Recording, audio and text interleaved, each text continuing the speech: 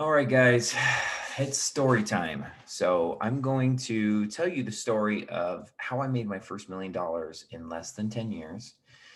And this is not a bragging story. This is just my journey. I've never told it to anyone, so why not tell to YouTube? So I got a couple notes here. I'm going to go ahead and read some of my notes, tell you the story of how I did this. And looking back, it's kind of funny. Looking back, I've never there are lots of things that I probably wouldn't have done, and if I could do it all over again, I would probably make some of those changes. But I'm a firm believer in the entrepreneurial journey. The journey is hard in the beginning. It's filled with ups and downs, huge roller coaster. And for me, it's mandatory learning that every entrepreneur has to go through to build the right skills, the right grit, to be able to make money significantly faster. And for me, the purpose of that money was financial freedom.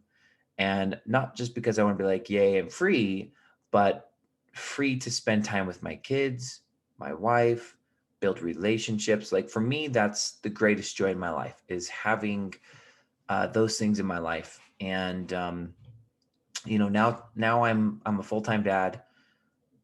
My wife and I homeschool. I'm a math teacher basically, and it's the happiest I've ever been. And it's all because I have my time back. So let me tell you how I made my first $1 million. And they always say your first 100,000 is the hardest. Then you hit 500,000. Then you hit $1 million. And from $1 million to get to $10 million, I think it's as easy to get to 10 million as it is to get to your first. So that's the journey I'm on. My focus changed a little bit. So anyway, let's start at age 22. So I went to college. I went to college for 2 whole semesters, and I dropped out. After 2 semesters, I dropped out of college, and I found my current wife, my wifey, and I got her to drop out of college with me. I said, "Hey, I'm moving to Utah. I love you." At that point, we were engaged, and do you want to drop out with me? And she said yes. And we moved down to Utah, and we got married. And we were, close by family, and that's kind of why we moved that direction. At 23, I decided to buy a house. So, reading lots of books, Rich Dad Poor Dad, lots of Think and Grow Rich, and I decided I want to buy a house, and we bought a house that was upstairs and downstairs unit. We lived upstairs, downstairs unit. We became a landlord for the first time. I rented it like that overnight, and my mortgage was $908, everything all in. And I rented the basement out for $900 to 3 dudes who were traveling for work, and they were gone 3 weeks out of the month, and then they'd come back and they'd basically party in the basement. And so I basically had an $8 mortgage, and this is before house hacking was coined. House hacking. I certainly did not invent it, but it was obvious. I had my head screwed on right, and I kind of knew what I was doing, and I was literally making it up as I went. And so I'm really glad that I started that way. And for me, that foundation of having zero, maybe a little negative net worth, and having a house, which I barely could afford down payment wise. That foundation of having no mortgage, one of the 3 biggest expenses people have is their mortgage, their housing. And so not having housing was, just incredible. At that point, we had been there for, I think, a year. We had stayed there 12 months. I still drive by the house every now and then because it's just fun every year to kind of see it, and it's the exact same. And talking with my loan officer before we made our move, we had to move into a basement. We had to move into another place, so the basement apartment, in order to count the income from the house upstairs and down, so we could buy another house. And I was not making good money. I think between my wife and I, we were maybe making 30K a year, maybe 35. It was tough times then. And so what I did is I did a lease option on the house. I read about a book about a lease option. I was going to do a lease option. And this was kind of regret number one. I actually sold a lease option. I got a good chunk of money down. I think I got like $5,000. I was like, oh man, I got $5,000. And he paid me $1,400 a month. And so I was making $400 or $500 a month cash flow, and he was collecting basement money from downstairs. And so I'm thinking to myself, dude, this is awesome. This is kind of cool. Looking back, I'd be like, keep the house, keep the house, keep the house. And because with the lease option, they had the option to purchase within 2 years to buy the house. And they eventually did execute and purchase the house, and it made about 30 grand. And that honestly was needed so I could invest into other things. But, in today's Nick, I think to myself, oh, I could have gotten scrappy, or I could have worked harder for some extra cash for more down payments in the future. That house is worth almost 400 grand today. And I think I bought it for 140 or something like that. Anyway, hindsight's 2020. So I did a lease option, $400 or $500 a month cash flow. And I moved into, after being a homeowner for a year, I moved into someone's dark dungeon of a basement for 7 months. And then after that, we bought home number 2. And so we were trying to do it as efficient as possible. I didn't want, if they said I have to be there 6 months, I was there for just over 6 months. Bought house number 2. My mortgage on was $1,600, and I collected rent downstairs for $1,200. And then I had my cash flow from the first house. So I'm thinking, oh my gosh, I got a $0 mortgage and I got 2 mortgages. I felt like I was on top of the world. And I lived there specifically. So I had 2 house hacks, basically. So I lived there for 2 years. And the plan was, well, let's do another lease option and let's sell it. And I wanted to live there 2 years specifically so I could sell it within 3 years so I didn't have to pay taxes on that property. And so I did do a lease option on the house. Same situation. I collected, I think, $5,000 down. I was like, oh my gosh, $5,000. And I cash flowed about $400. So my mortgage was $1,600, and I was at $2,000 a month, and I never had to bug them. They always paid me, always on time. It was great. Well, before I left that house, I sold the first house. So I'm living in the second house, number 2. I sold number 1 because I had it on a lease option. They eventually purchased it. I lived in number 2 for 2 years. They bought it within 2 years for number 1. So about a year and a half into being in number 2, they bought number 1. And I took that money and I listened to some advice to buy a house in Arizona in an upcoming area, really cheap house. And I bought number 3, and I was maybe making $150 in cash flow. And at this point, I was like, 150 is like kind of lame, but I'm hoping for some appreciation. And I eventually sold that house, not much of a gain. And so I probably would not have done that if I could go back. I probably would have taken that money. Honestly, if I could have kept number 1 and not sold taking the money and put it into number 3, I certainly would not have done that deal. But I did, and it's okay. And this kind of reinforces a little bit of my knowledge of, buying cheap houses out of state aren't always the best idea, as a lot of people like to think about that. So at that point, I had about like a $60,000 net worth, and a couple years into kind of just owning property. And I was struggling in business, entrepreneurship, up and down, up and down. You try lots of different things. You try lots of different marketing, lots of different businesses, and I got my ass handed to in one business specifically. And, a really, really good friend stole hundreds of thousands of dollars of inventory and stuff. And I didn't want to sue. I mean, that was literally zapping me. So I was really struggling in business. And again, this is for me like a requirement for anyone to like really explode. And my income later on, as I'll share, exploded. And it doesn't explode unless you have these major struggles. So that's why I bring this up. In the meantime, I did buy house number 4. So I had house number 2 that I bought, that I currently had lease option, house number 3 in Arizona. And so I moved out exactly like 2 years in. I lease optioned the house, and I bought house number 4. And so I have 3 houses at this time. I'm about 27 years old.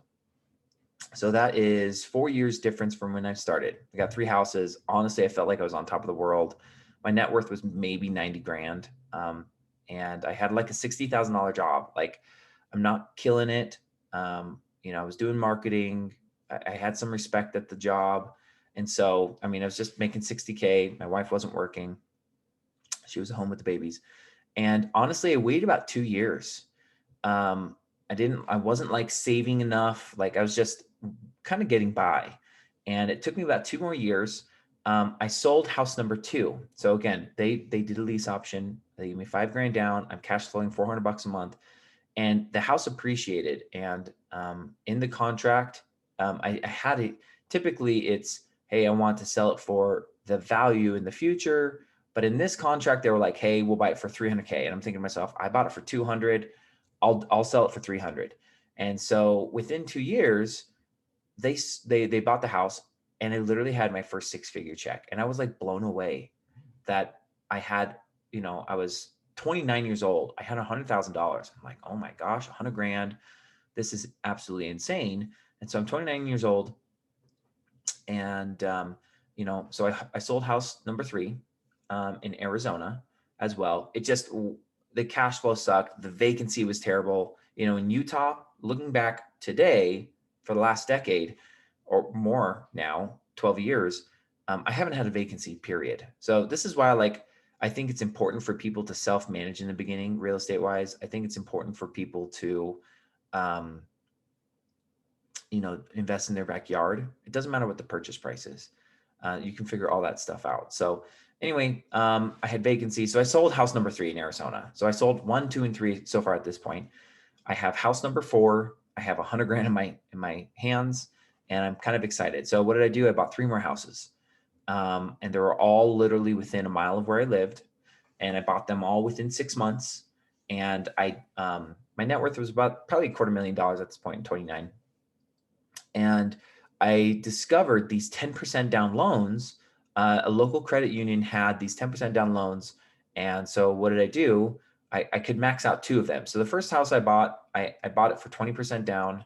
And I was like, okay, this is great. 20% down, that's totally fine. Then I discovered these 10% down loans, and I met the requirements, and I bought the next house for 40K and the next house after that for 40K. And I'm like floored. I just bought 2 houses for basically the price of one. And, looking back today, I still own those houses. Those houses have almost doubled in value. Like, it's just stupid. Well, maybe not quite double, but they've gone up like 60%. And it's just crazy how much they've gone up. So I still have those houses. At that time, as I bought those houses, my net worth was probably $250,000. And from that time, my income started to like skyrocket. Again, I didn't do real estate for 2 more years.